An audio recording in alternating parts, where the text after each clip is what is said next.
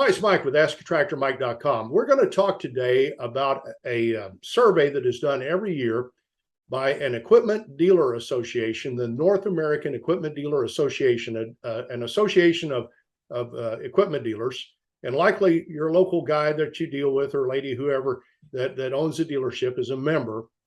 And every year they do a survey to find out how happy your local dealer is with the manufacturer.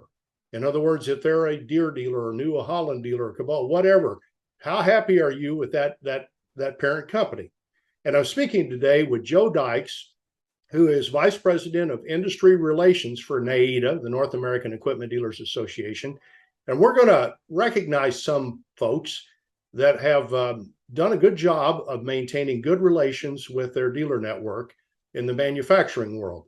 And Joe, welcome. I appreciate you being with us today. I've got in the background here, this is a dealership I used to work at, and you can tell we were a New Holland dealership, and I used to fill out that survey, and if everything was going well with New Holland, they got absolutely great ratings. I remember one year I had a territory man that was telling me how I needed to do business, and he was a lot younger than me, and the stuff he was telling me was making me madder and madder. If I hadn't thought he was going to buy lunch, I probably would have jumped across my desk and choked him. And that year they did not get very good ratings. So Joe, I want to talk about the people, at least in the last survey, that maintain really good relationships with their dealer network. And first off, tell us a little bit about the survey, how it works. Okay, thanks. Well, appreciate you, Mike, for having me on, and happy to talk about some of the things we do, with the North American Equipment Dealers Association. And just a little background, we represent retail equipment dealers, full servicing dealers throughout North America, that's U.S. and Canada. We focus primarily on federal legislation, state legislative advocacy efforts on behalf of the dealers, and also manufacturer relations is probably our primary, it is our primary focus and what dealers really want us to work on. And so we spend a lot of time building relationships with all manufacturers, not only to the major manufacturers that sell the big equipment and so forth, but the short line companies and the outdoor power equipment companies and so forth. We feel it's very important to have these relationships and to have open discussion with them. So in a lot of cases, we can head off issues that are happening or maybe coming down the pike and try to work for a solution. We all want dealers to be successful. The manufacturers who the dealers are representing their products want dealerships to be successful and profitable. We also obviously want that as well. So one of the things that we do to support that effort is our dealer manufacturer relations survey that Mike had mentioned. And we conduct that every year. It's a non-biased third-party survey that's done through a research platform that we utilize that collects the data for us and presents it. We publish the data once it's done and present it to our members as a benefit, and also to the manufacturers who are featured in the survey. We have over 62 or so companies that are featured in the survey, and that pretty much covers a good large portion of the dealership base out there.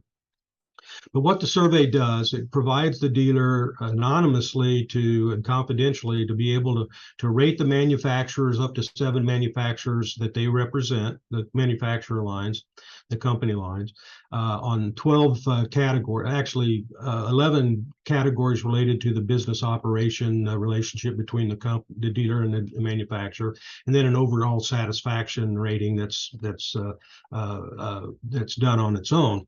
And so we get a very, very large, very positive response to that, to the survey with close to 10,000 ratings and over 2,500 dealerships participating. So it's pretty comprehensive, and it gives us a good idea of what the dealers are thinking, a snapshot in a moment of time. Obviously, when they're taking, as you mentioned, the guy rep came in and kind of got under your skin. If you would have taken that survey that afternoon, it might have been a little bit different if it was 2 days before. So things like that can happen. But I think their dealers are pretty honest in their assessment. We do this every year. It's conducted in February and March, and then we publish results in May. I do a lot of customized reports for the manufacturers, a little bit more granular information and statistics and so forth. But and then they take it and use it in-house.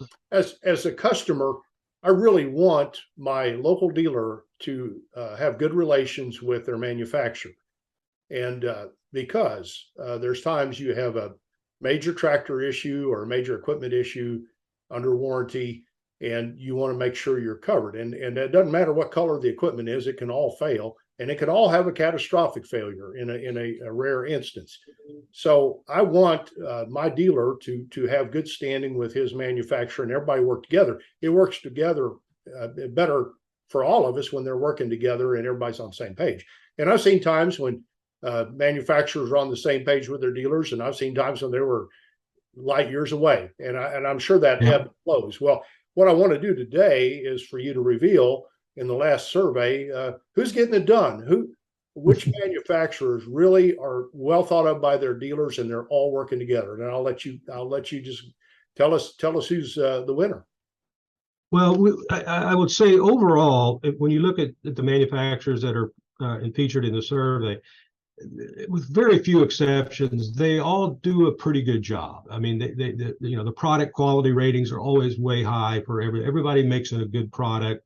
Obviously product availability has been a problem the last couple of years. So those ratings have dropped dramatically, and they're starting to pick up now for obvious reasons. The supply chains have built up and so forth. But, some are still frustrated, and so that shows, and there's still work to be done. We break the survey down into 4 categories. The full line category would be your full line manufacturers that carry the primary lines of equipment for farming operations. That would be your John Deere, Case IH, New Holland, et cetera, AGCO, Kubota, et cetera. Short line companies, those are also broke down, and those would be mainly your implement manufacturers. We also do tractor manufacturers, and those would be your tractor companies that primarily are making your smaller horsepower tractors and so forth, but are widely sold through a broad dealer network. And then also outdoor power equipment, your lawn and garden and commercial mowing equipment and so forth, residential and commercial. So we break it out into those 4 categories, and within each of those categories, we identify the one company that stood out on top, and then also those that were pretty close, that did a pretty exceptional job. In the full line category, the Kubota Canada, out of the Canadian operation, we're on top for the full line. Kubota runs 2 separate operations in North America, in the U.S. and in Canada, so we separate those out.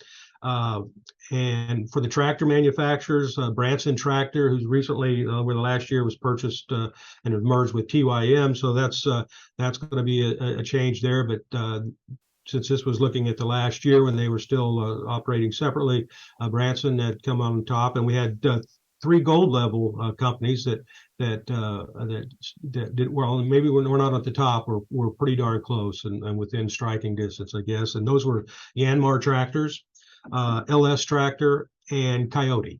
So you're probably familiar with those companies if you're dealing with those smaller compact tractors.